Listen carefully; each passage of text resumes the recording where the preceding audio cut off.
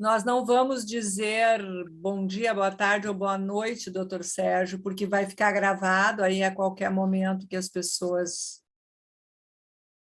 Tá bem.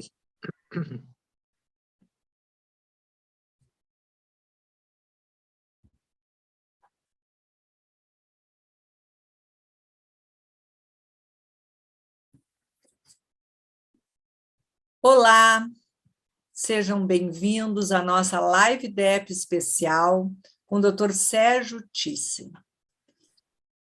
Essa atividade ela faz parte das ações do Departamento de Estudos e Pesquisas da Casa do Jardim.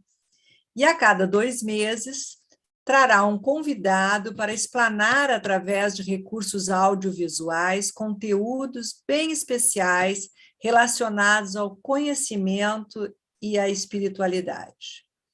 Hoje o nosso convidado é o médico clínico geral e cardiologista Sérgio Thyssen, que nasceu em Porto Alegre, Rio Grande do Sul. Sérgio foi professor de medicina da Faculdade de Medicina Souza Marques e da UFRJ, ambas do Rio de Janeiro. Como médico, também atuou na unidade coronariana do Instituto Nacional de Cardiologia do Ministério da Saúde, no Rio de Janeiro, de 1989 até 2016. Trabalhou também coordenando cursos de extensão universitária por décadas, em diversas áreas, como emergência e terapia intensiva, no mesmo instituto, na Santa Casa de Misericórdia do Rio de Janeiro e no Hospital Geral de Ipanema, também do Ministério da Saúde.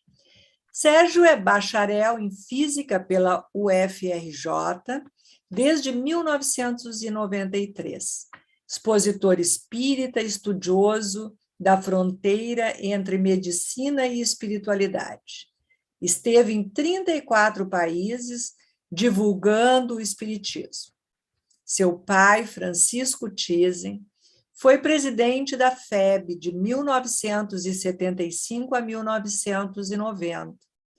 Sérgio foi membro efetivo do Conselho Superior e Fiscal da FEB por 24 anos. Antes de repassar a palavra ao nosso convidado, faremos uma breve oração de início da nossa apresentação. Então, vamos pedir a toda a egrégora da Casa do Jardim, a todos os mentores espirituais desta casa, para que estejam hoje conosco, falando de assuntos tão importantes para o momento que nós estamos vivendo. E com isto, então, vamos fazer a oração que o Pai nos ensinou. Pai nosso, que estás nos céus, santificado seja o vosso nome. Venha a nós o vosso reino, seja feita a vossa vontade, assim na terra como nos céus. O pão nosso de cada dia nos dai hoje, perdoai as nossas dívidas, assim como nós perdoamos os nossos devedores, e não nos deixeis cair em tentação, mas livrai-nos de todo mal, pois vosso é o reino, o poder e a glória para todos sempre. Que assim seja. Doutor Sérgio, é um imenso prazer estar com o senhor aqui novamente, falando de um assunto, né? Outro assunto, mas tão importante para esse momento. Obrigado por aceitar o convite do DEP, e temos certeza que será uma bela apresentação. Então, lhe passo a palavra agora, doutor Sérgio. Muito bem, Deise. Eu queria, antes de tudo, dizer da minha alegria de estar de volta, convivendo com você, com os amigos da Casa do Jardim, com aqueles que hoje ou mais adiante poderão estar participando desse estudo que nós vamos, então, fazer agora.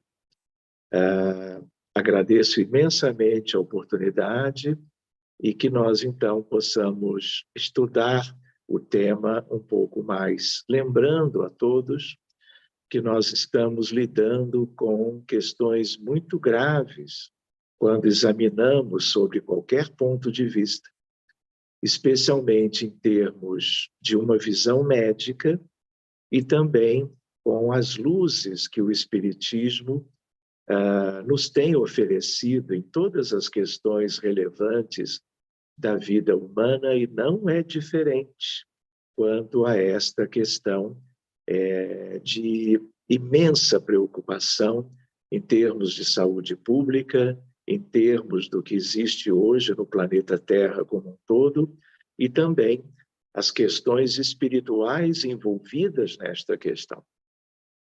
Então, eu brinco sempre dizendo que também esta temática ela é algo que nós poderíamos desdobrar em vários estudos, pensando numa ideia, não é, de um seminário.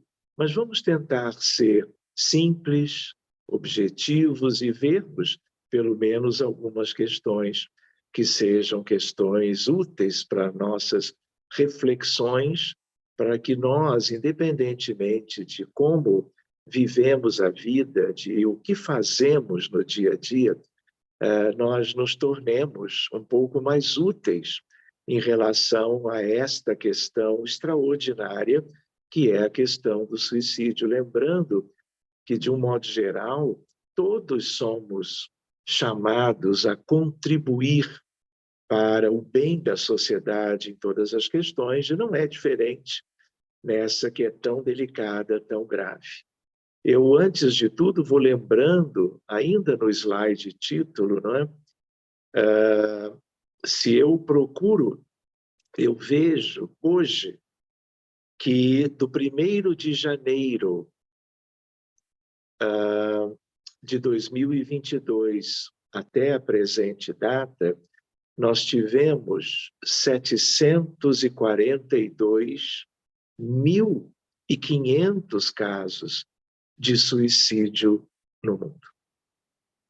Para vocês terem uma ideia de por que a palavra tragédia humana está no próprio título. Então, vamos adiante, vamos trabalhando juntos e vamos lembrando algumas questões úteis para nós. Então, quando nós já buscamos o que seja o conjunto dos aspectos espirituais do suicídio, nós não podemos esquecer, é o nosso mundo.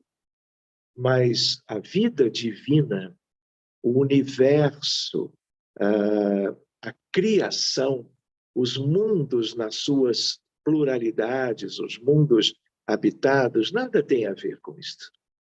Suicídio é uma questão muito típica de mundos de expiações e provas, que é exatamente o nosso caso. Então, nós precisamos recorrer à ciência espírita, à ciência médica, para examinarmos tudo isto de perto, para tentarmos ser úteis, para que vejamos como atenuar tanto sofrimento que precede e que decorre da questão que nós estamos vendo hoje, que é a questão do suicídio. Então, isso não acontece em mundos um pouco mais como que adiantados do que a Terra, em mundos regenerados, em mundos ditosos ou felizes, e muito menos em mundos puros. Então, é uma característica. A Terra não é um único mundo de provas e expiações, mas é o nosso, é onde nós estamos há milênios, e é aqui que nós temos que trabalhar essa e tantas outras questões para que nós também sejamos agentes, mesmo pequenos, humildes, no sentido de uma mudança da humanidade e do planeta para melhor. Um aspecto que nós não vamos nos deter agora, estou apenas colocando algumas questões que seriam itens para nós examinarmos, é a importância da literatura espírita sobre o suicídio. Nós vamos ver um pouquinho isto ainda hoje. Outra questão, não é? é a questão das reuniões mediúnicas de resgate individual e coletivo. Então, eu diria com os amigos que nós estamos há muitas décadas trabalhando em reuniões mediúnicas espíritas com as ferramentas da apometria, lidando com inúmeras questões humanas que vocês conhecem todas, mas uma das questões é a do suicídio, de tal maneira que nós talvez tenhamos tempo para examinar esses aspectos hoje ainda, se não de uma outra vez, porque naturalmente os nossos grupos, e mesmo em viagens para longe, nós fomos interagindo com grupos mediúnicos de países diferentes, cidades diferentes do Brasil, envolvidos nas questões do tratamento, da ajuda fraterna, e inúmeras vezes eram casos escolhidos por aqueles grupos no Brasil e no exterior, envolvendo também a questão tão séria do suicídio. Gostaria de lembrar que umas questões interessantes têm a ver com as dimensões espirituais, eu diria, da prevenção do suicídio. Porque em medicina, que é o caso também de muitos de vocês, ou de outros profissionais na área da saúde, nós podemos ser médicos enfrentando, cuidando de casos já de pessoas doentes. Para vocês terem uma ideia, é o caso da cardiologia. Então, eu posso cuidar, e cuidamos desde a nossa formação inicial, de pacientes com infarto do miocárdio, pacientes submetidos a transplantes cardíacos, pacientes com febre reumática, miocardiopatia chagásica. Então, uma coisa é, em qualquer área, especialidade da medicina, você cuidar dos doentes que já estão enfermos, com sinais e sintomas, com maior ou menor gravidade, dos mais diferentes diagnósticos em medicina. Mas, cada vez mais, na medida que a ciência médica progride, nós trabalhamos com a ideia da prevenção. Medicina preventiva, seja em cardiologia, em psiquiatria, em neuro, em gastro, em oftalmo e assim por diante. E não é diferente, porque nós temos subsídios médicos, por tudo que a medicina já avançou nessa questão, e temos subsídios espirituais importantíssimos para que nós possamos trabalhar na prevenção da tragédia. Não é? Assim como muitas doenças também são tragédias na população mundial. Exemplo, depressão.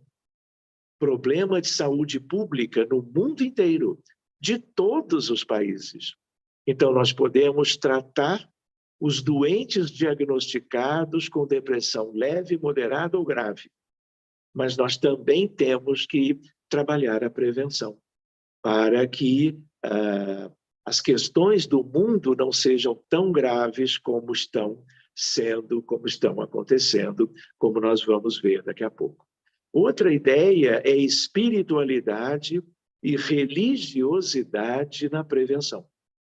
Então, uma coisa são as questões até do ponto de vista da doutrina espírita. Outra coisa é algo que está enfronhado atualmente na medicina.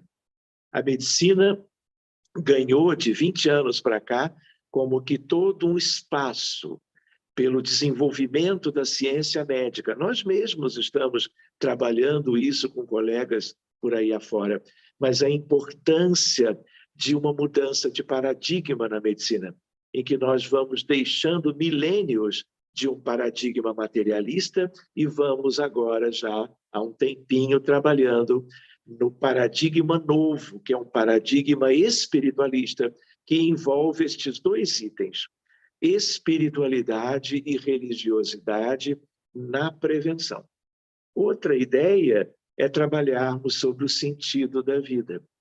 Viver é sempre a melhor opção. Vamos ver se nós chegamos a isto mais adiante. Vale a pena nós recordarmos, queridos, que suicídio é a morte intencional auto-infligida, isto é, quando uma pessoa, por desejo de escapar de uma situação de sofrimento intenso, decide tirar a sua própria vida. Existem pequenas variações em algumas outras definições pela medicina, mas o importante é o que está ali lembrado agora naquele parágrafo. A ideia de Jean-Jacques Rousseau, um filósofo francês, recente, de certo modo, uma violação ao dever de ser útil ao próprio homem e aos outros.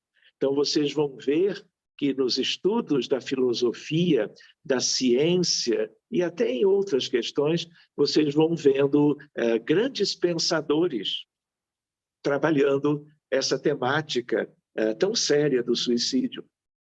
Como, por exemplo, lá atrás, Sêneca, Goethe, Immanuel Kant, Nietzsche, todos eles trabalharam isto.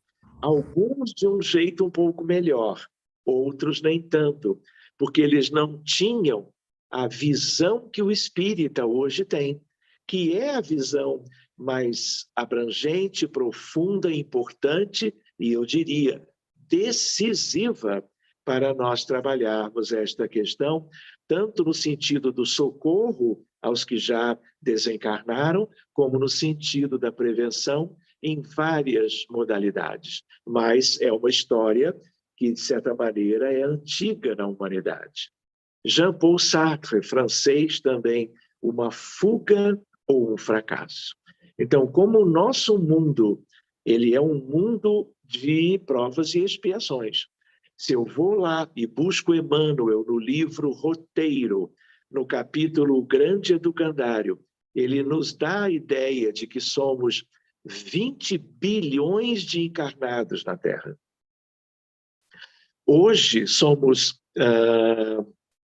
na verdade, 20 bilhões vivendo no planeta. Se eu vou para a estatística atual, eu já tenho 8 bilhões de encarnados.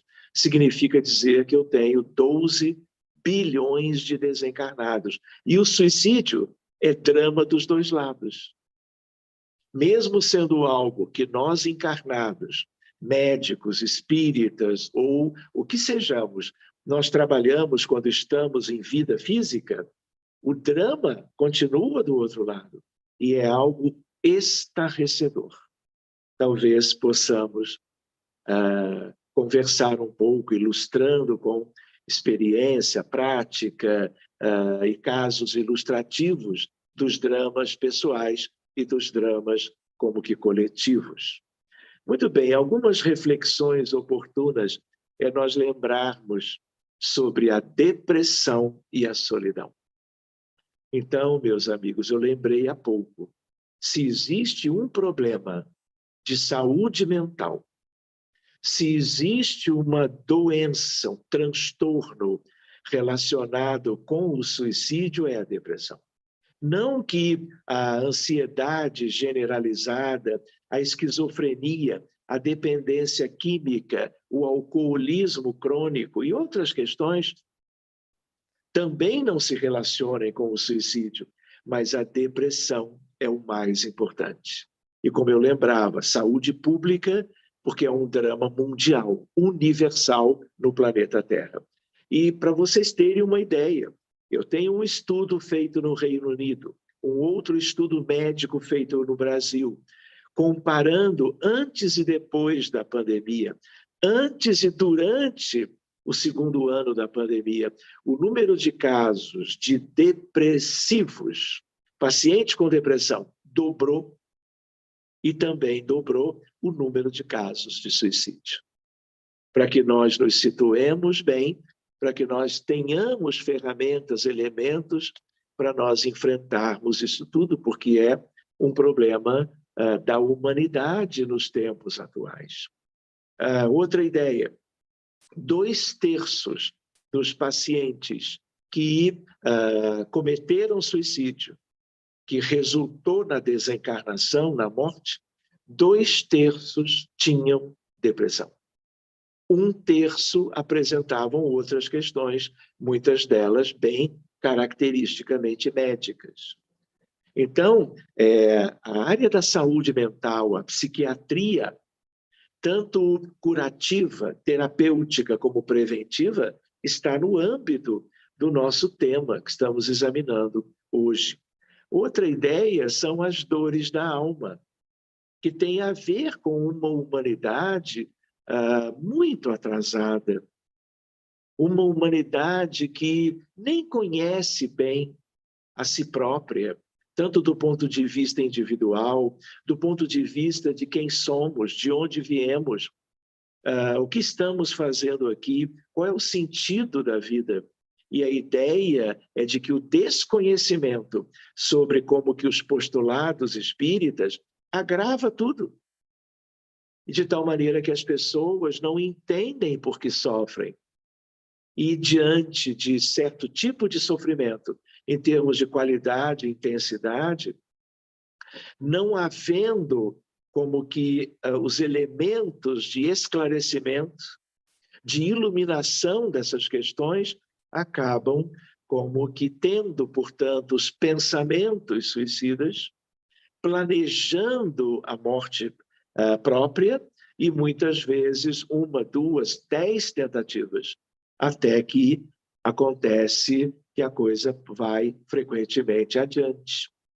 Então, nós precisamos aprender sobre como lidar com tantos desafios, com tantas experiências que resultam em tristeza, em solidão, em luto, e outras dificuldades que são muito comuns aqui entre nós. Outra reflexão oportuna é a importância sobre aquilo que Dona Ivone do Amaral Pereira, a médium muito relacionada a Dr. Bezerra de Menezes, nos trouxe na obra, que é uma obra decisiva de esclarecimento para nós, que se chama Memórias de um Suicida. Vocês lembram a história Camilo Cândido Botelho. Ele é lusitano, português, portanto, e aí ele era um escritor muito conhecido, famoso até hoje, e na terceira idade, já bastante idoso, ele fica cego dos 2 olhos. E ele tenta viver da melhor maneira. A vida dele foi seguindo, ele foi se tornando entristecido, deprimido, e acaba desistindo da vida e comete suicídio. E aí ele vai para uma região muito mais escura e densa do que aquela onde esteve André Luiz, quando ele desencarna no pós-operatório de uma cirurgia de abdômen para tratar um câncer de intestino.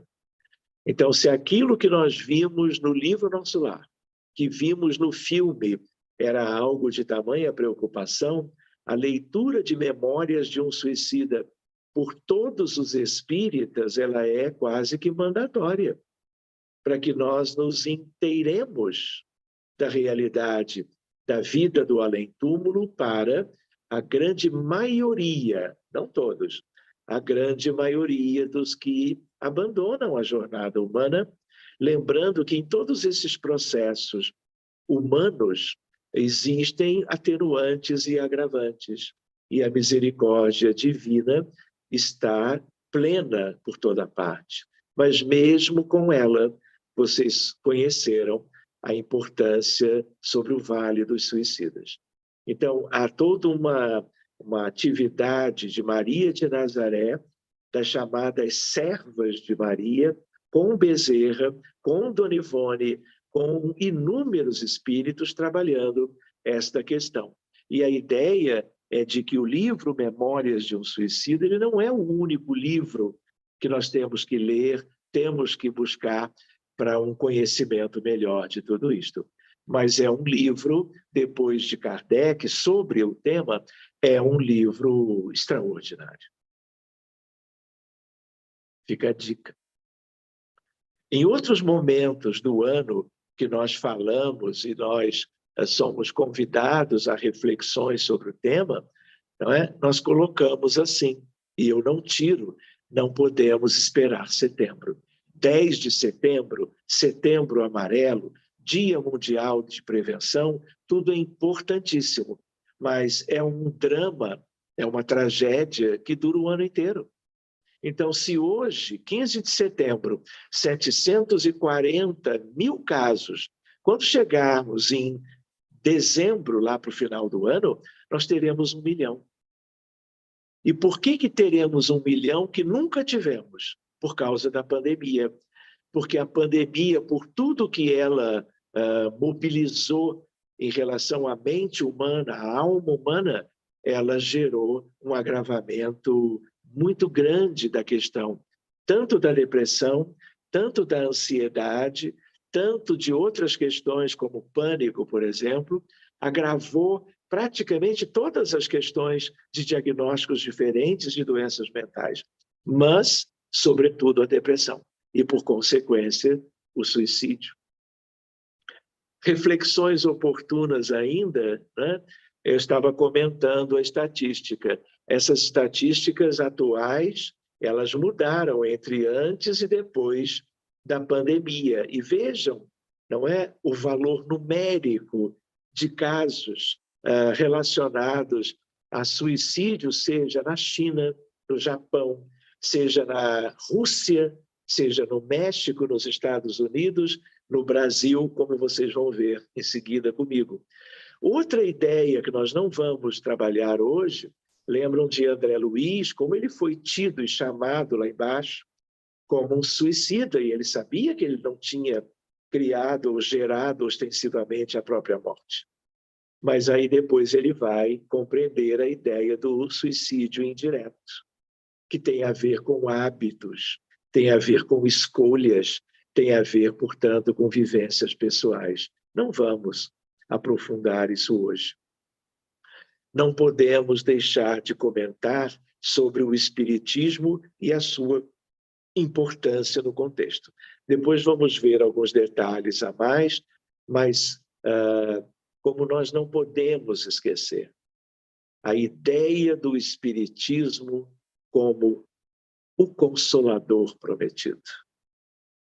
A volta de Jesus, que tantos esperavam de um certo modo, como ele esteve conosco há 2000 anos, já está como que uma grande providência fazendo parte da vida humana, que é a presença da doutrina espírita na Terra.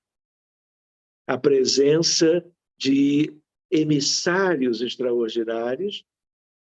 O espírito de verdade é Jesus. Então, agora é trabalho para nós estudarmos, lermos, procurarmos os textos do Evangelho de Jesus à luz do Espiritismo e tudo mais, né, desse tesouro instrumental, não só de uma nova medicina, mas da evolução da humanidade.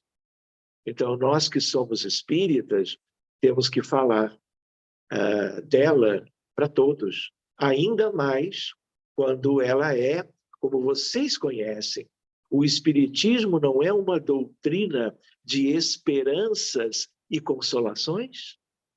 E olha o nosso tema, sigamos. Como os espíritas podem ajudar a mudar essa realidade? Então, nós temos que primeiro divulgar a doutrina e trabalharmos dentro dela, se possível, com outras ciências, sobretudo a ciência médica, para sermos úteis, buscando uma ideia de mudança, de transformação, não é? De progresso do conhecimento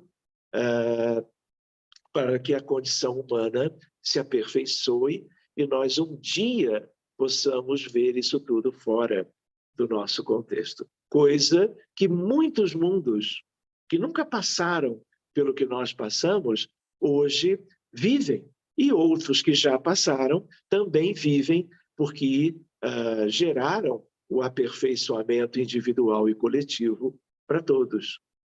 Outra ideia que talvez vocês, os amigos, não lembrem ou não conheçam. a ideia da transição planetária. Vejam que curioso. Transição planetária tem se falado muito hoje em dia, como se fosse uma novidade, como se fosse o resultado de publicações, textos de A, de B ou de C. Não é? Mas não é assim. Se vocês olharem o capítulo 18 do livro A Gênese, publicado em 1868, vocês vão ver entidades trabalhando essa questão. Podemos ver isso num outro estudo mais adiante, com mais uma riqueza de detalhes. Mas a ideia qual é? A geração nova é uma mensagem de François Arago, e ele trabalha uma série de questões sobre a transição. Então, a transição tem o tempo da doutrina espírita. Não é novidade. Só que nós precisamos entender o que é isto e não lermos um texto ou outro e acreditarmos que nós já estamos bem embasados. Não é bem assim. Enfim, a outra ideia é a ideia que está em obras póstumas. Por isso eu coloquei as letrinhas OP. Então, querem ver comigo uma curiosidade para vocês verem a ideia da espiritualidade há 168 anos atrás? Vejam comigo, meus amigos. Quando nós olhamos, por último, Reflexões Oportunas, 1866. Trabalho de Allan Kardec. E aí, em obras póstumas, que muitos espíritas não leram, não se interessam, e é como a Revista Espírita. Ela está, aliás, ali, a coleção toda. A ideia qual é? Eu preciso ler Kardec. Kardec é a base, sempre foi. Então, a ideia é, quando eu vou para obras póstumas, eu tenho uma mensagem que Kardec trabalha, na verdade, mais de uma, e ele coloca na obra que vai ser publicada depois da sua desencarnação. Vejam isso. Desvairados correrão à sua própria perda, no sentido, gerarão a sua própria perda, provocarão destruições que darão origem a um sem número de flagelos e de calamidades. Eu diria para os amigos, estamos no auge desta ocasião prevista há mais de um século e meio.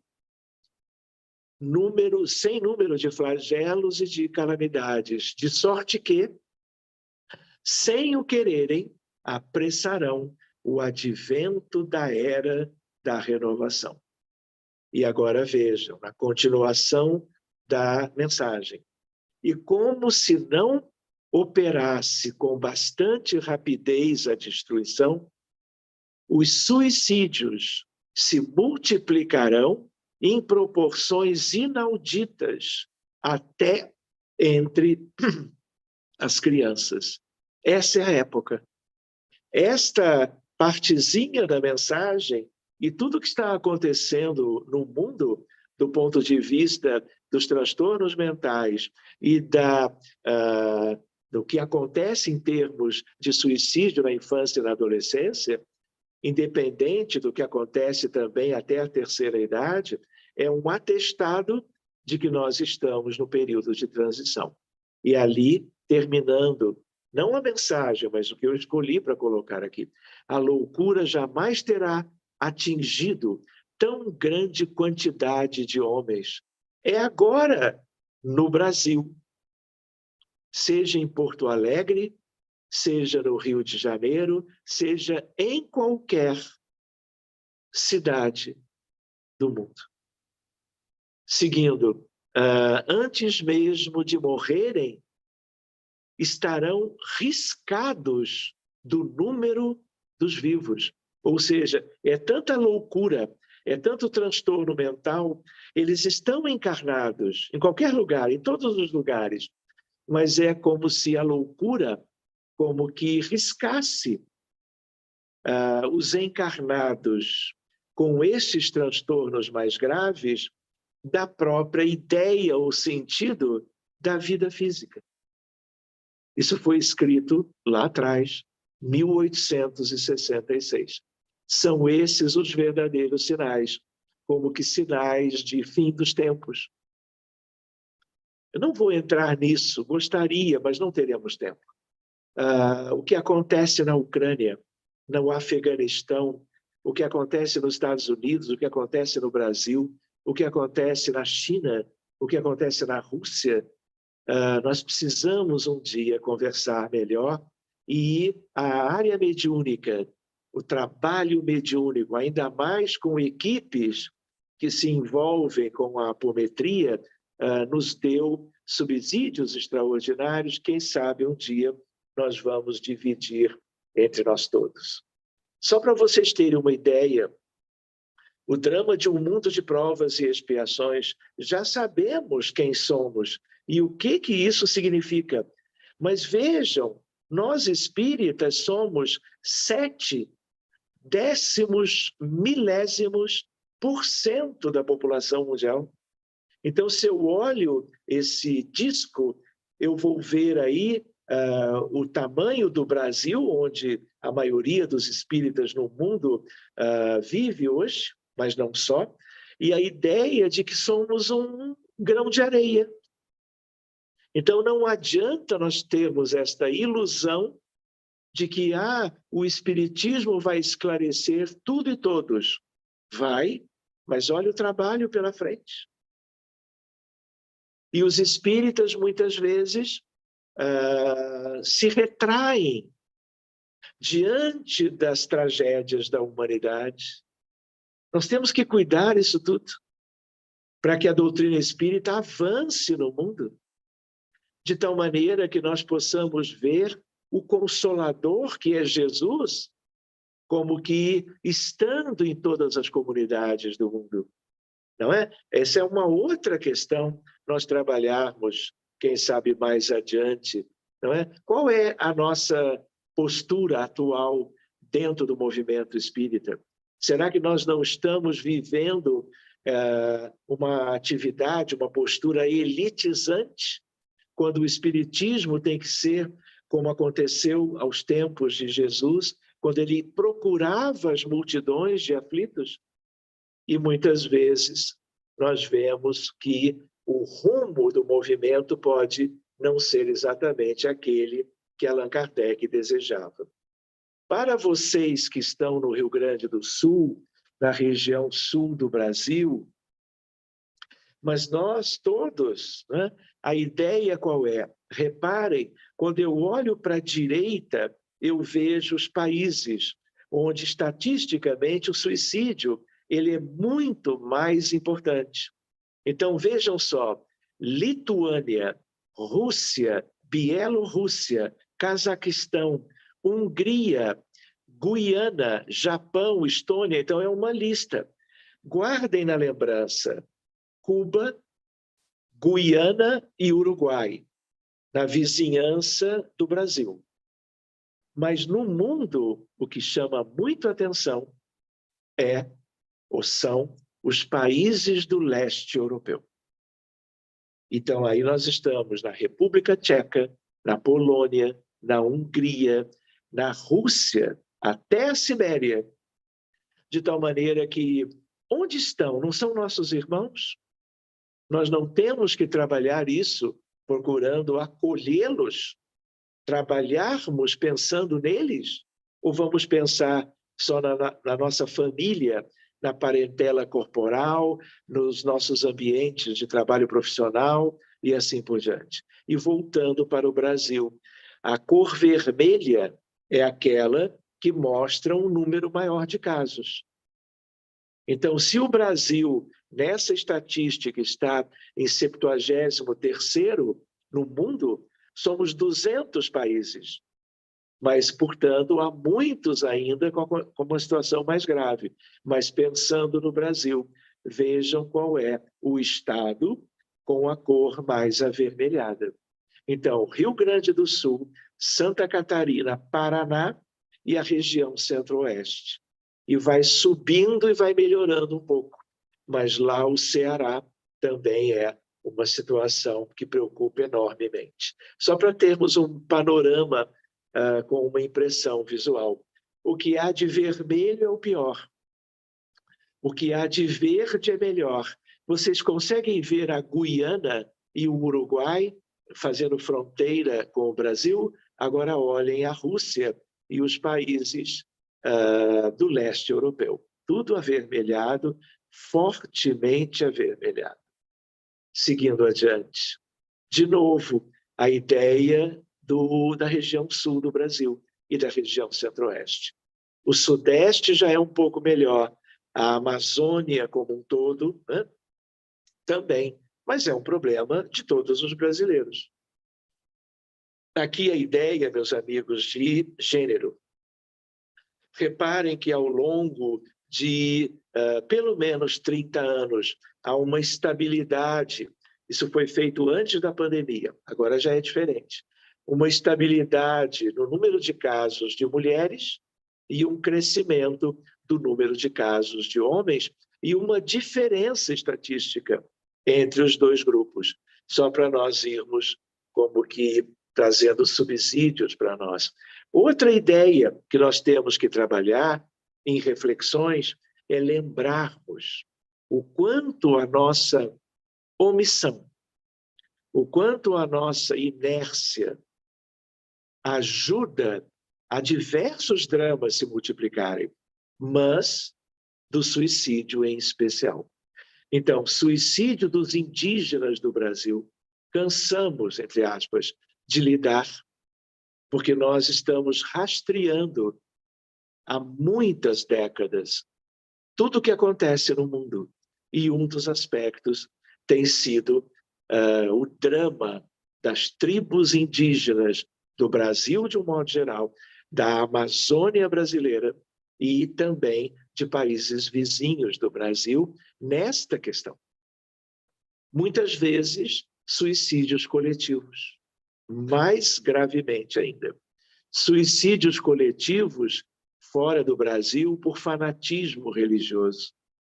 De repente, 70 pessoas cometem suicídio porque atenderam um pedido de um guru, entre aspas, qualquer daquela comunidade, daquele templo estranho, né, que acabou resultando nisto. A ideia de homens-bomba, nós não podemos esquecer isso. E temos lidado com eles. Quando vamos atender casos de transtornos médicos muito delicados, transtornos mentais, sobretudo, encontramos em encarnações recentes casos de pessoas que cometeram suicídio, ou imolados por fogo, ou como homens-bomba, na verdade, desejando, não é, a morte de outras pessoas e não se preocupando mais com a sua sobrevivência. Suicídios de jovens por indução de terceiros. Na internet, crianças e jovens convidadas a experiências por vídeos para que coloquem as suas vidas em risco. E algumas morrem. E lá vamos com a nossa equipe tentar ajudar.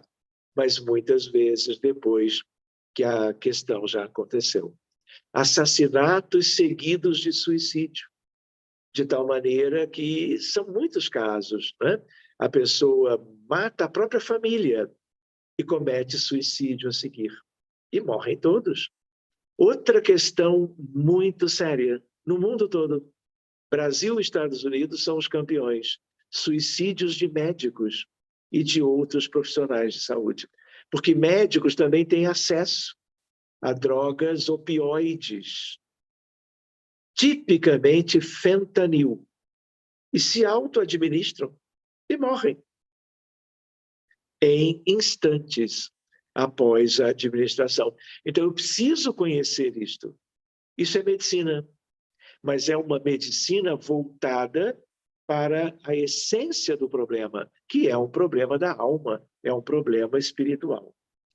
Muito bem, meus amigos. Então, lembrarmos a ideia de que há uma sequência, e nós estudamos isso em psiquiatria. Ideação, ideias que surgem, que brotam no mundo íntimo do pensamento, da mente humana, em qualquer idade, especialmente da infância, juventude para frente. Planejamento, tentativas, uma ou várias, até a conclusão. Então, nós podemos trabalhar em qualquer uma delas, desde que o pedido de ajuda chegue da parte do próprio que se vê pensando e agindo de um modo contrário à grande maioria, ou de um familiar, um conhecido, um amigo, que vá sugerir ou trazer o paciente para o atendimento fraterno, o acolhimento na casa espírita, numa instituição espírita qualquer, ou, o que ainda é mais próprio no primeiro momento, levar a pessoa em risco para um atendimento profissional. Muito mais a nível da psiquiatria do que da psicologia. Pelo menos para a maioria. Eu queria lembrar com os amigos, né, a ideia de que esse é um grande problema de séculos para cá, mas mais ainda de décadas para cá. Porque, por exemplo, Moisés, na primeira grande revelação, ele não trabalhou essa questão. Claro que você poderia perguntar, quando ele diz, olha, não matarás, mas não há nada sobre suicídio. Quando Jesus veio, também não. Em nenhum ponto do Evangelho, de Mateus, Marcos, Lucas e João, mesmo de Paulo de Tarso e de outros, como que com suas epístolas, etc., esse assunto foi tratado. É claro que a desencarnação de Judas Iscariotes levantou esta lebre para o mundo cristão, mas eram casos eventuais, raríssimos. E vejam o que essa questão se tornou na atualidade. Pensando com vocês, né, abraçados nós todos ao tema, a lembrança de que é uma reflexão. Toda doença mental é doença do espírito e no espírito deve ser tratada. E aí vem a saúde mental, vem a psiquiatria, a psicologia e vem a doutrina espírita. E a casa espírita com mais de uma das suas atividades que podem e são habitualmente muito proveitosas. Não podemos esquecer, temos que divulgar isso carinhosamente. Somos almas ou espíritos, não somos o corpo. Somos seres espirituais vivendo mais uma experiência humana, que é, vamos dizer assim, o mais importante projeto divino para qualquer um de seus filhos. Dos filhos que precisam de um planeta tão material como é o nosso, para experimentarmos aqui uma parte da nossa jornada evolutiva. Consequências espirituais do suicídio. Adiamento do processo de recuperação espiritual de cada um. É um adiar sine die. Tudo vai depender do que virá depois, tanto no mundo espiritual quanto em outras reencarnações logo a seguir. Que é o objetivo da vida em um mundo de provas e expiações. A nossa redenção, a nossa regeneração, a nossa melhora, a nossa ascese no sentido das virtudes morais. Não há mais nada tão significativo como isto. Lembrando consequências espirituais, novos prejuízos morais e físicos ao próprio suicida, agravando a sua condição pessoal, mais sofrimento de início imediato. Por isso, no título, meus amigos, a ideia da tragédia. Seguindo adiante. sofrimento de familiares e amigos. É algo intraduzível no círculo familiar, em termos do que cônjuges, filhos, pais, irmãos, avós, vivem em consequência da partida pelo suicídio de quem quer que seja. E a ideia de que os amigos, os colegas de trabalho, é uma repercussão, é um efeito cascata, é um efeito dominó, é algo muito delicado.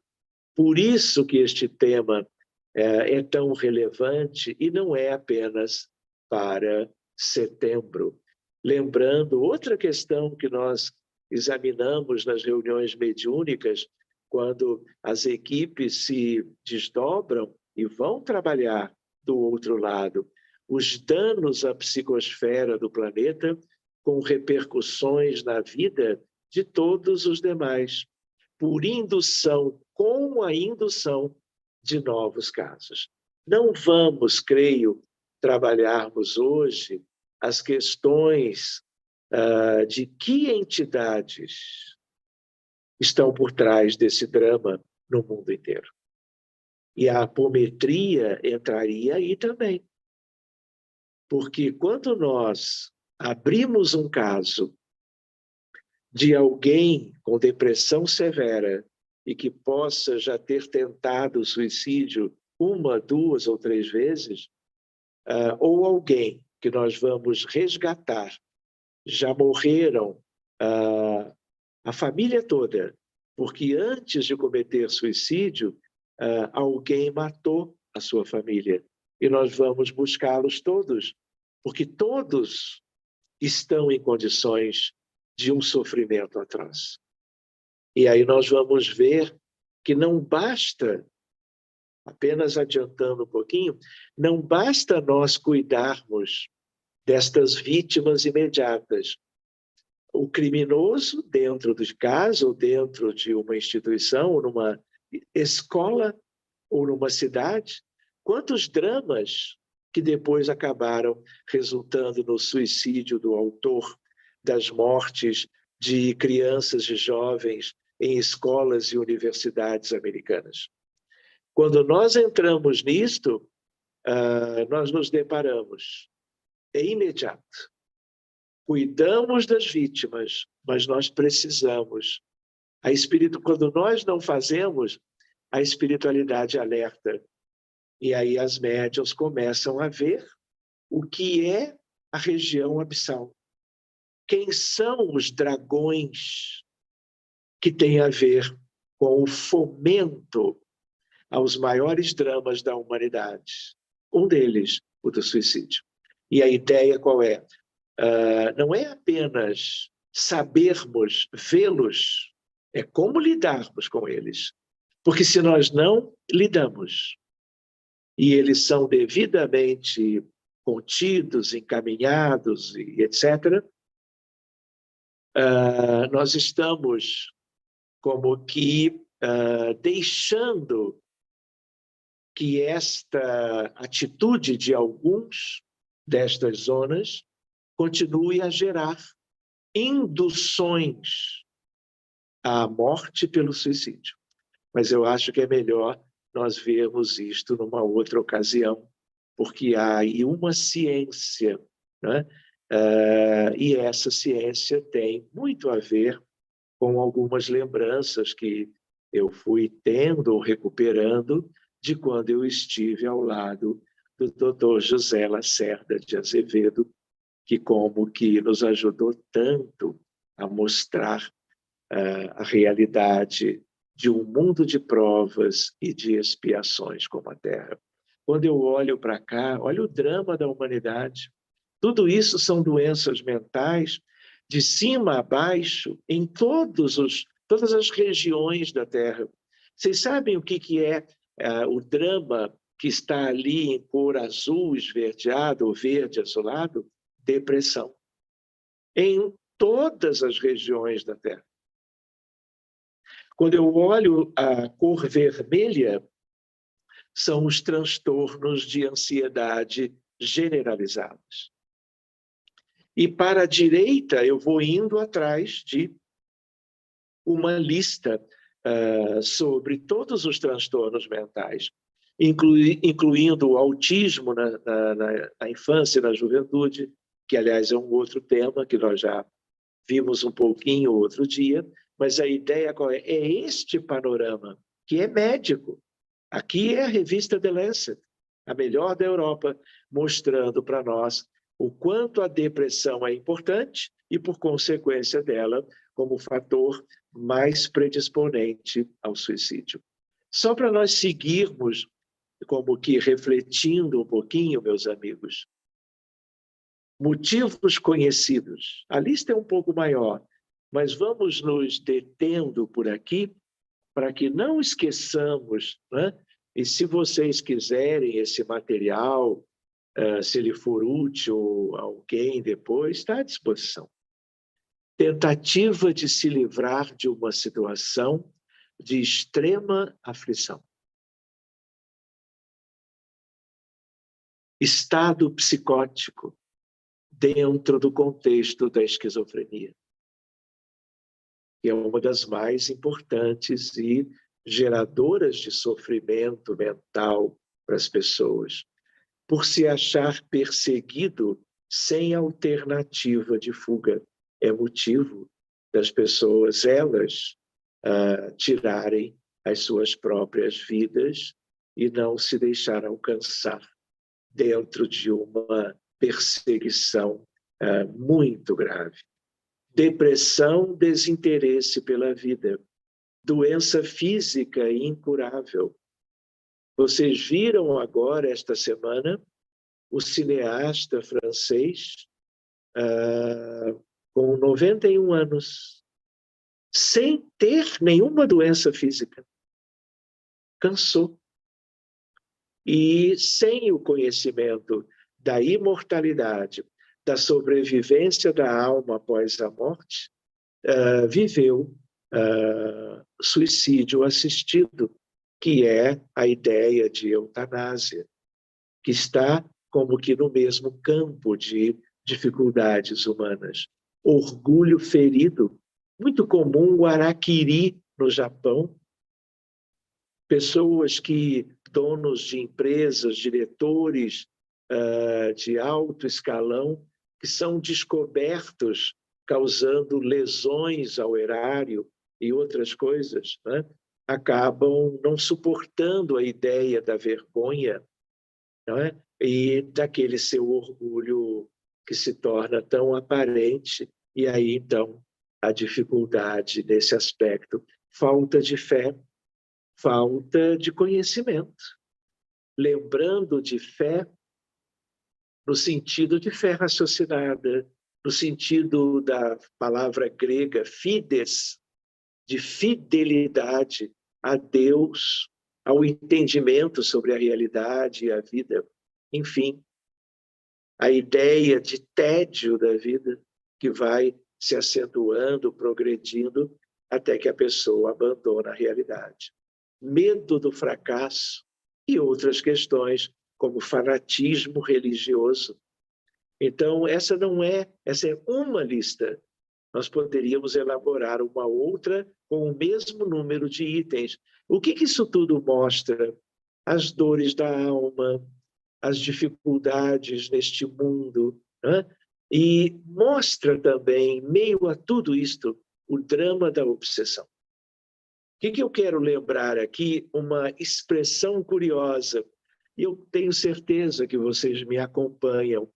Nenhum doente mental de uma importância maior, vamos dizer, leve para moderado, moderado para grave, adoece sozinho. A obsessão é o maior flagelo da humanidade.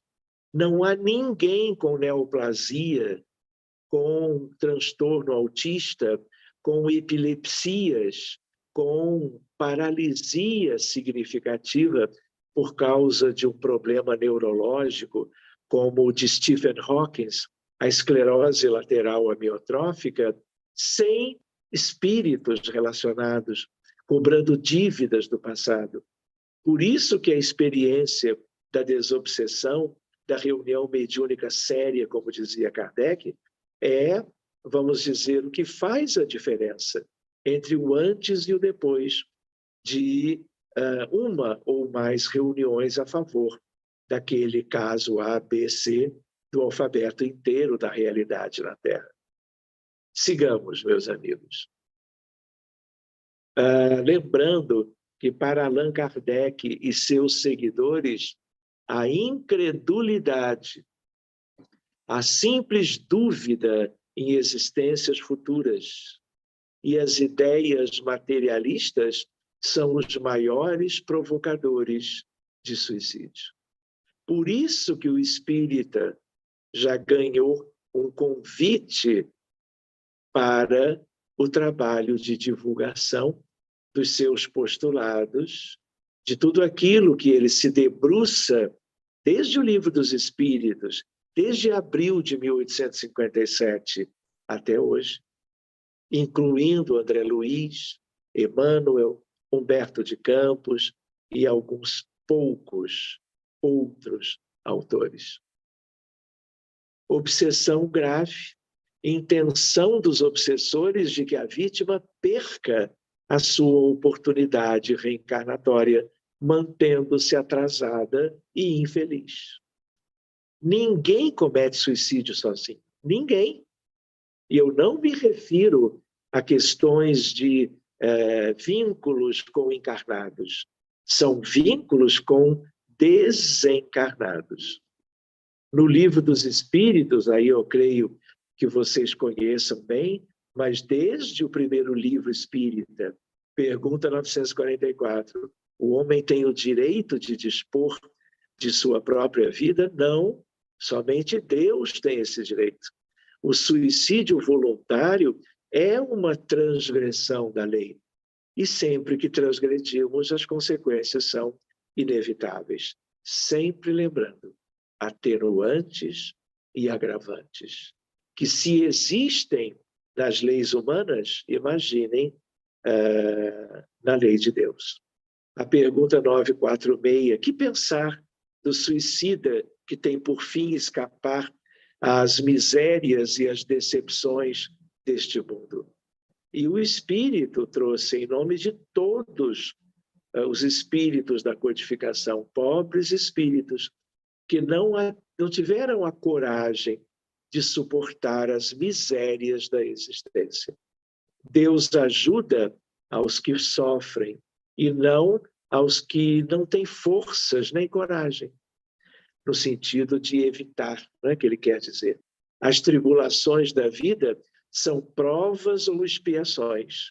Felizes os que suportam sem se queixar, porque serão recompensados. É uma resposta como que esclarecedora e motivadora para quem conheça. Mas se o livro não é conhecido, a pergunta e a sua resposta também não. Então, esse é uma parte do nosso compromisso. Pergunta 948. O suicida que tem por fim escapar à vergonha de uma ação má é tão repreensível como o que é levado ao desespero, por causa do desespero? O suicídio não apaga a falta, pelo contrário. Com ele, aparecem duas em lugar de uma. Quando se teve coragem de praticar o mal, é preciso tê-la para sofrer as consequências. Deus é quem julga. E, segundo a causa, pode, às vezes, diminuir o seu rigor. Então, eu não vou me deter em outros detalhes desta obra monumental que é o Livro dos Espíritos, porque todos vocês têm acesso. E não vai muito longe, né? São algumas questões interessantes que vale a pena uma releitura dos amigos que queiram trazer de volta a lembrança. E com esta imagem tão bonita, a importância de um tema que é o sofrimento pós-morte. Pós-morte pelo suicídio, claro, porque esse é um campo aberto a outras situações. Então vejam, meus amigos, o verdadeiro sofrimento começa no momento do suicídio. Claro que havia todo um sofrimento anterior, de várias qualidades e intensidades diferentes. Mas aqui é o pós-morte. Então, o pós-morte é durante a desencarnação. Lembrarmos o maior sofrimento, entre aspas, o maior sofrimento da Terra não se compara ao nosso. Dizem invariavelmente suicidas que se manifestam em reuniões mediúnicas. Então, isso é uma vacina, esse conhecimento. Então, nós precisamos imunizar a humanidade para esse transtorno tão severo, a nível de uma tragédia tão ampla no mundo, que é o do suicídio. A importância das consequências para o perispírito. Por quê? Porque qualquer autoagressão que resulte na morte de quem pratica o suicídio, o corpo físico vai sofrer, seja pelo enforcamento, por um tiro a nível da cabeça ou do coração, seja pelo uso de um conjunto de substâncias químicas, de comprimidos, de várias qualidades que levam à morte, ou de envenenamento, ou de quedas das próprias alturas. Tudo isto, além de gerar a morte por consequência orgânica do corpo físico, o perispírito está nas entranhas. E ele é lesado junto. Por quê? Porque ele é matéria. É matéria muito menos densa, mas o que é semimaterial também é material. E nós estamos vendo isto, e vocês já devem ter lido a respeito, lembrando a relação do corpo físico com o perispírito. Leva-se sempre consigo os danos causados ao corpo. Ou seja, nem isto, o indivíduo, ele ou ela de qualquer idade, que pensa de se afastar dos seus dramas, nem a questão física, do sofrimento, da dor física, nem isto, de verdade, o suicida se liberta. Lesões do corpo perispiritual e os estigmas do gesto suicida. São questões muito graves e nós estamos familiarizados, estamos lidando com essas consequências há muitos anos. Envenenamento, intoxicação exógena, enforcamento, quedas provocadas de grandes alturas, armas de fogo, imolação e o que mais existe. O suicida exibe na organização perispiritual ferimentos correspondentes à agressão cometida contra o corpo físico. E eles viverão isto na erraticidade durante anos, ou décadas, ou até séculos, que viverão até que possam reingressar com uma nova encarnação, um novo corpo, que, aliás, por causa das lesões perispiríticas, o novo corpo biologicamente gerado pelos pais da criatura sofrerão, esses corpos, as consequências das lesões perispirituais. E aí significa o quê? O drama que não acompanha apenas o indivíduo no mundo espiritual após a morte. Ele vai chegar mais adiante. E aí vão entrar em ação mecanismos da misericórdia, auxiliares por amor, seja em reunião mediúnica, seja o casal, famílias novas que vão acolher esses espíritos que estão tentando um reajustamento, uma retomada do processo evolutivo. Então, existe uma ideia, né, que na espiritualidade, raramente o suicida fica muito tempo, mas fica. Depende de cada caso.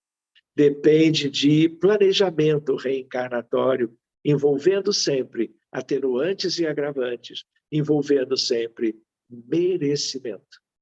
porque quanto mais cedo volta a vida física, mais breve pode ser o período total do sofrimento relacionado. Conquanto muito dolorosos, mesmo anormais, tais reencarnações serão preferíveis às desesperações de além-túmulo, evitando grande perda de tempo ao paciente. Veremos, então, homens deformados, mudos, surdos, com problemas mentais e outras questões. Meus amigos, eu vou aqui olhar para o relógio. Então, eu queria, talvez, apressar um pouquinho, né? São um determinado tempo agora, nós já passamos de 1 hora. Eu gostaria de poder conversar, por exemplo, em meio a muitas centenas de casos que nós, de alguma forma, conhecemos, cuidamos, participamos, sobretudo em reuniões mediúnicas, em bases espíritas, com as ferramentas da apometria. Nem sempre, mas quase sempre. Então, tem a história de uma colega cardiologista, tem a lembrança de Santos Dumont, tem a lembrança o que ocorreu conosco sobre a história de Robin Williams, um caso que eu não esqueço aqui na Barra da Tijuca, que é o bairro onde eu moro, uns anos aqui no Rio, um caso em Genebra, o caso de uma região de Portugal, a chamada Boca do Inferno, em Cascais, e a Pont Rouge, em Luxemburgo.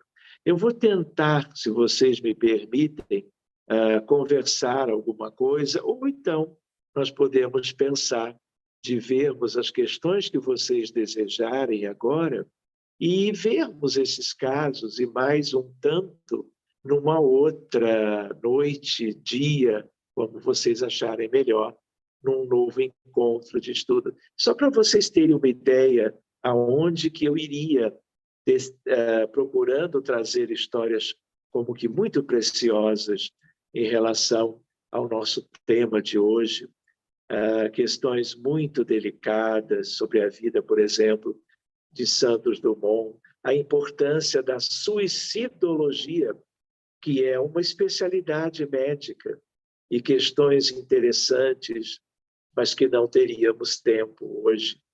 As consequências para a futura encarnação, aonde que se situa cada questão de prejuízo para a nossa realidade, consequências reencarnatórias, as doenças mais tipicamente relacionadas, como prevenirmos a questão do suicídio.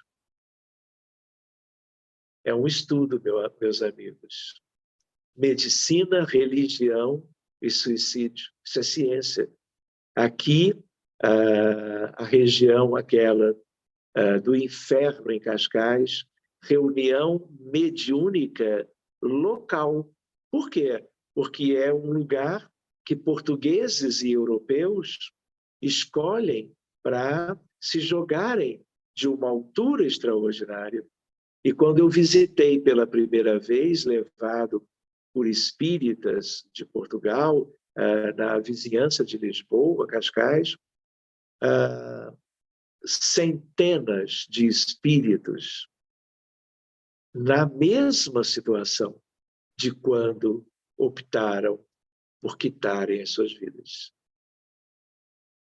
Apometria, para poder lidar com todos numa única reunião. Outra ideia, Cascais, aqui uma outra imagem, aqui a altura onde as pessoas se jogam até hoje, a importância do Setembro Amarelo, Organização Mundial da Saúde. Essa é uma coisa linda que tem a ver com depressão e suicídio.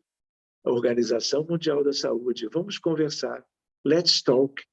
Nós podemos ouvir as pessoas, mesmo não sendo da área da saúde, mesmo não sendo espíritas, seja no metrô, seja no ônibus, na praça, no ambiente de trabalho, seja onde for.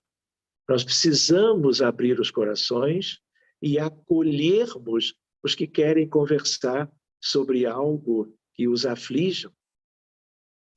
Olhem isto. Estamos em Washington. O que é isto?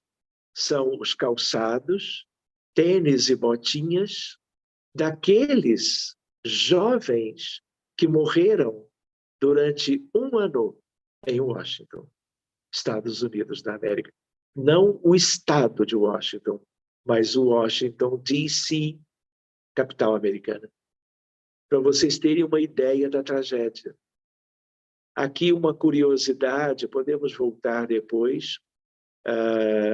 No dia 12 de dezembro de 3 anos atrás, portanto, mais ou menos há 2 anos e meio, eu tive a oportunidade, por um convite, de estar como espírita, expondo na ONU, Organização das Nações Unidas, no quartel-general, em Nova York, sobre depressão e suicídio, uma visão médica e espiritualista, levando a semente espírita para compartilhar com colegas médicos, sobretudo de Nova York, interessados nesta temática, com algo que a grande maioria nunca ouviu falar.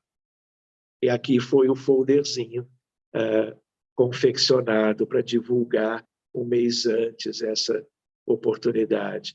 E aí, meus amigos, outras questões que nós vamos deixando. Eu tinha falado da Pont Rouge, aqui está ela.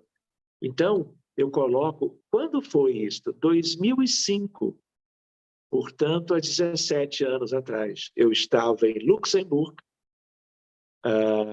na capital, fazendo estudos e palestras espíritas, e a dirigente espírita me levava de carro de um lugar para outro, e aí o trânsito era um trânsito um pouco lento. Eu olhei para a ponte e eu perguntei um pouco a respeito dela, como se chamava, e aí, para minha surpresa, a dirigente espírita me disse: Dr. Sérgio, esse é o lugar,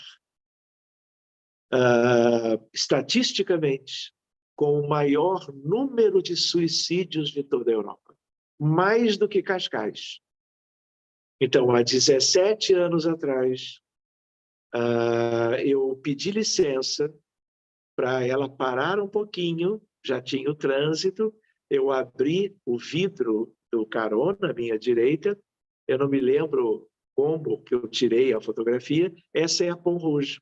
E, depois de tantos casos, eles criaram 3 metros de proteção de cada lado, para diminuir o acesso ao despenhadeiro, que a ponte procurava unir os 2 lados. Quando eu cheguei no Brasil, esse foi o primeiro caso, na reunião espírita, mediúnica, para lidar como foi feito em Cascais, centenas de vítimas acumuladas de várias nacionalidades europeias que haviam morrido pelo suicídio. E vocês acham que os espíritos tinham se libertado do seu sofrimento prévio e do sofrimento que se acentuou depois, desde a vizinhança da Pont Rouge até as zonas abissais da cidade de Luxemburgo. Mas não vou me estender muito. Vamos lembrando de casos notáveis, capas de livros. Eu só vou encerrar lembrando, né, a ideia que eu não gostaria de deixar passar, que é uma frase de Emmanuel, lembrando para nós, para nos trazer subsídios de trabalho a benefício dos outros. Cada encarnação é como se fora um atalho na estrada da ascensão. Por esse motivo, o ser humano deve amar a sua existência de lutas e de amarguras temporárias, porquanto ela significa uma bênção, quase um perdão de Deus. Que nós nos unamos, não é? Procurando a motivação que o Evangelho de Jesus nos oferece, para nós trabalharmos muito mais do que nós estamos nos dedicando até hoje. Nós precisamos fazer chegar as luzes do Consolador para quem, no mundo inteiro, mais necessita dele. Muito obrigado, queridos. Me perdoem se eu me estendi além da conta, mas eu gostaria de devolver a palavra para a nossa irmã Deise, que nos dirige a reunião na noite de hoje.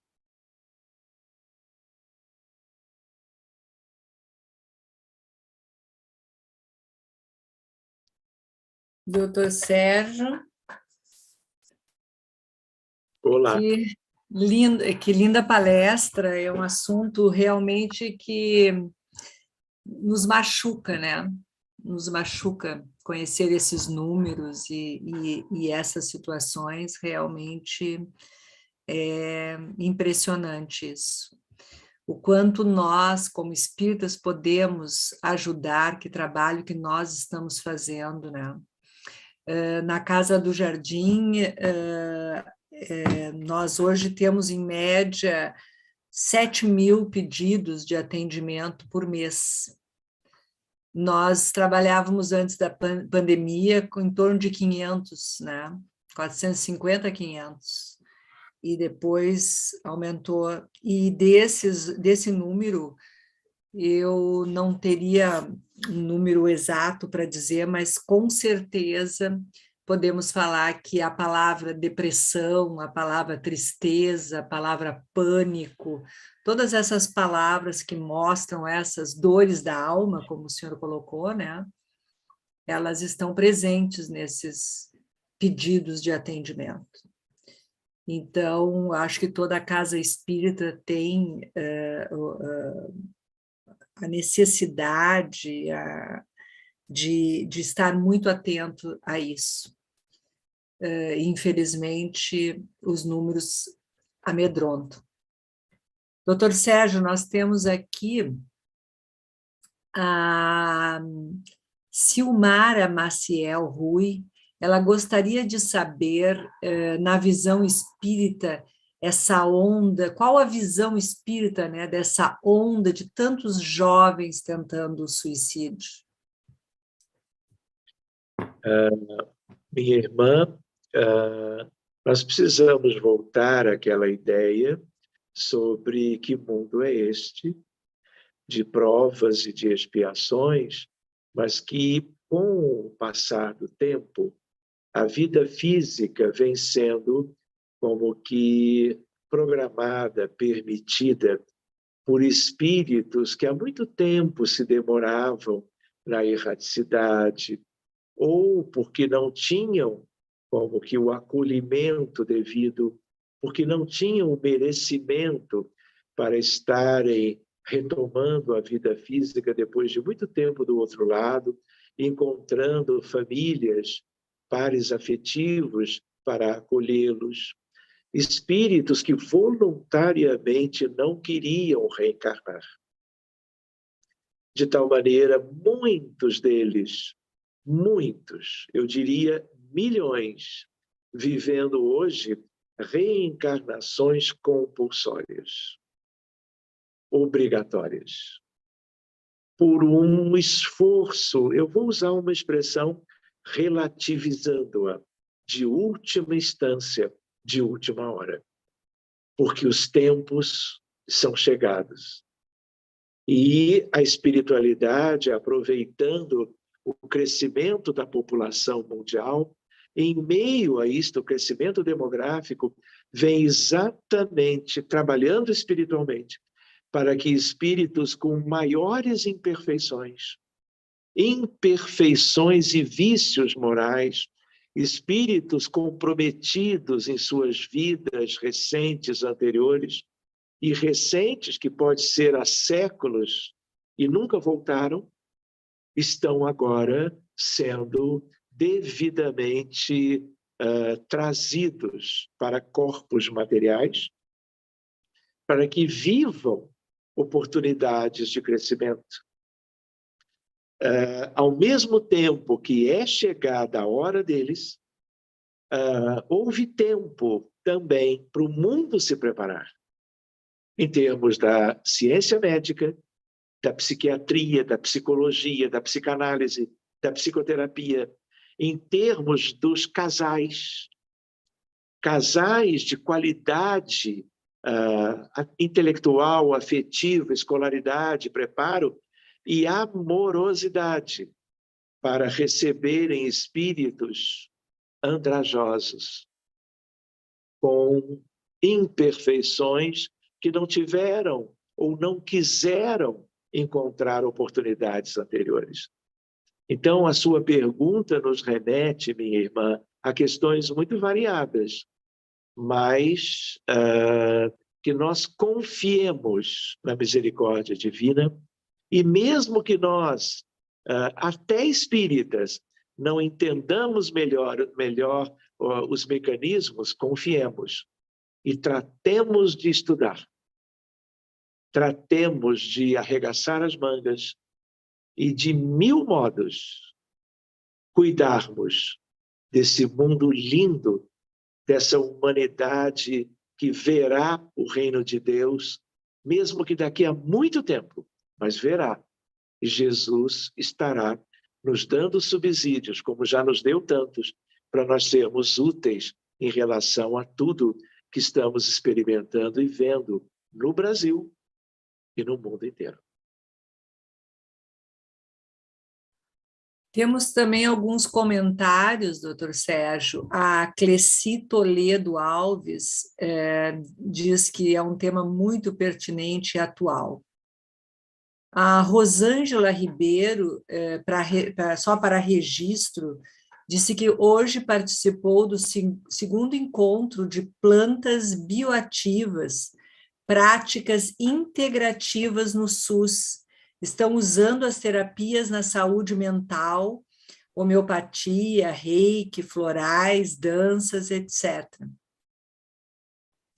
E a doutora Ângela Maria Nicolaides, é uma trabalhadora da casa, ela falou desses números, né, que aparecem aqui no sul do país, que são estados com forte agricultura e uso abusivo de agrotóxicos nessa região sul e sudeste, que tem que ser considerado esse envenenamento crônico levando à depressão severa, que até foi um dos itens que o senhor colocou ali, né? Mas eu gostaria, Deise, de fazer uma observação. Apesar da realidade de uma região tão rica na questão da agricultura e da pecuária também, não é essa a questão. Não é nada externo que leva à depressão. Como não é nada de defensivos agrícolas ou vacinas que fazem surgir, seja o autismo ou a depressão.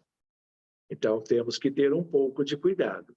Não há nenhuma evidência médica, científica, que relacione depressão, ainda mais daquelas situações de maior intensidade e, portanto, mais tangenciando o problema do suicídio, que nós devêssemos como que aceitar a esta altura da evolução da ciência médica. Ou seja, o problema da depressão é interno, não é externo. É isso que eu queria deixar como uma observação. Perfeito, doutor Sérgio.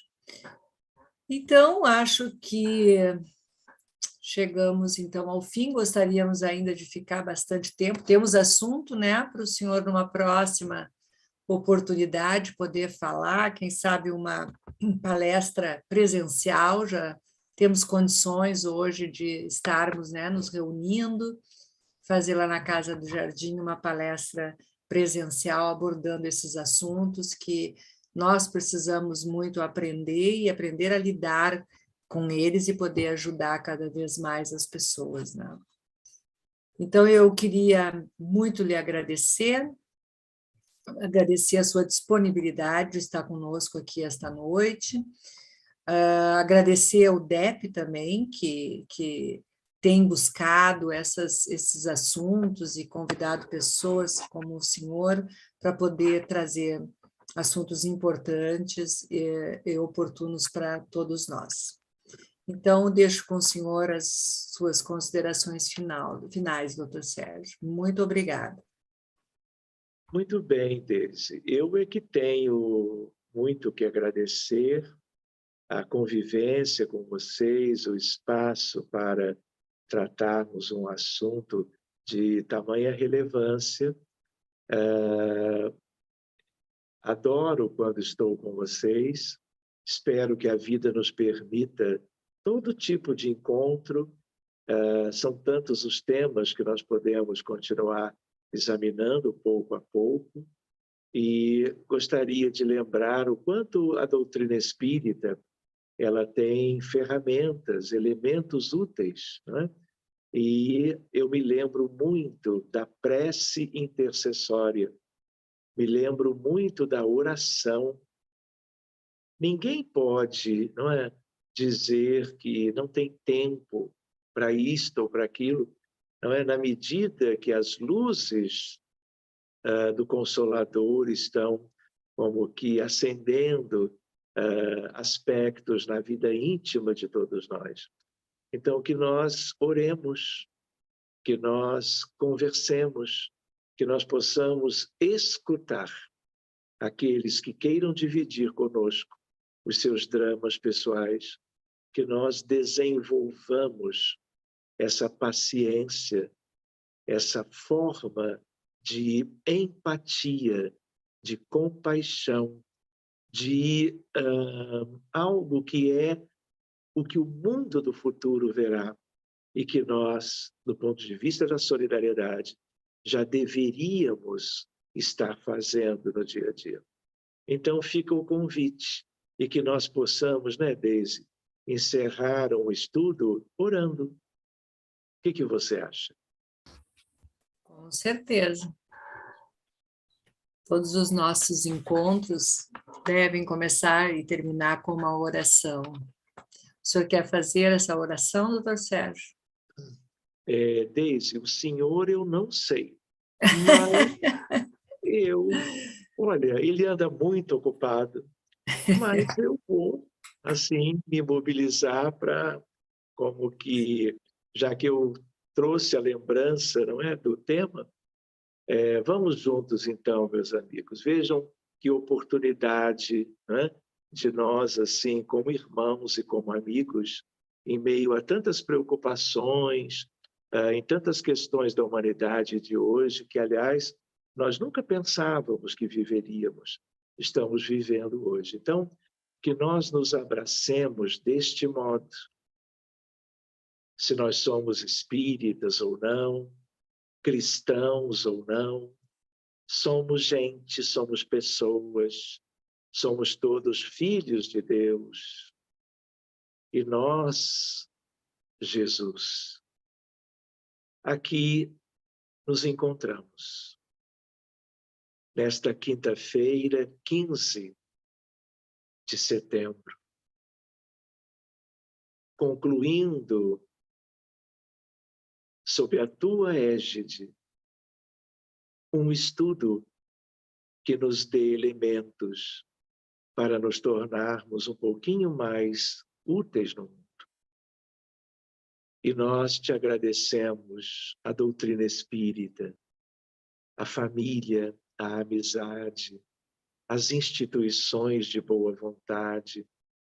Nós te agradecemos tanto quanto a Maria de Nazaré, a José da Galileia, a João, o precursor, aos apóstolos e aos discípulos, tanto quanto Há tantos benfeitores de toda a história da humanidade, no Oriente e no Ocidente, que, de certo modo, estão atentos às dores do mundo e nos dando em nossas mãos ferramentas de trabalho, convocando-nos, convidando-nos a uma dedicação cada vez mais próspera em benefício do nosso próximo. E por isto, que tu possas sentir a nossa gratidão e que as falanges angélicas que estão participando deste encontro desde o início, recolhendo fluidos vitais dos que participam cheios de boa vontade, multiplicando em teu nome e oferecendo como elementos de apoio, de cura, de sanidade, de recuperação e de resgate por este mundo tão lindo, mas com ainda uma humanidade com tantas necessidades. Que o nosso abraço como irmãos e amigos sempre seja algo sob a tua égide, inspiração para o bem da humanidade. Obrigado a todos que estão participando e que participarão depois. E que a noite de hoje, cheia de estrelas, que brilham por nós, humanidades superiores, nos ajudando a enfrentar as dores e as circunstâncias de um mundo tão atrasado de expiações e de provas. Muito obrigado e que assim seja. Obrigado a todos que estiveram aqui conosco. Também sabemos que muitas pessoas não puderam estar hoje, neste horário, mas que vão assistir porque estará gravada essa palestra. Boa noite a todos. Obrigado mais uma vez, doutor Sérgio. Nada, querida, eu que agradeço.